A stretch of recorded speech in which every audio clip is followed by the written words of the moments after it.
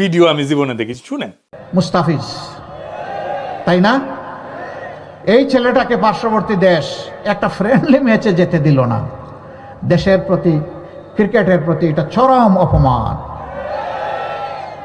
বাংলাদেশের cricket board এরকম বিব্রতকর পরিস্থিতি ভারতে গিয়ে আবার টি-20 খেলার সিদ্ধান্ত প্রত্যাহার করেছে।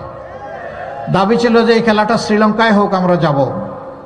ক্রিকেট বোর্ড এই সঙ্গত দাবিটাকে মানল না। আমরা দুঃখিত, আমরা লজ্জিত। এখনো সময় আছে, আমরা অনুরোধ করি আপনারা আপনাদের সিদ্ধান্ত রিভিউ করেন। এরকম দুনিয়ার বহু দেশে ইতিহাস আছে, বিশ্বকাপ হয়েছে, কোনো একটা দল ইনসিকিউর অথবা ইনসাল্ট ফিল করেছে, সে বলেছে আমরা ওই দেশে গিয়ে খেলবো না, পার্শ্ববর্তী দেশের ভেন্যুতে আমরা খেলবো, সেই দেশ নির্ধারণ করা হয়েছে। যদি অন্যদের জন্য তাই করা হয়, বাংলাদেশের জন্য কেন করা হবে না?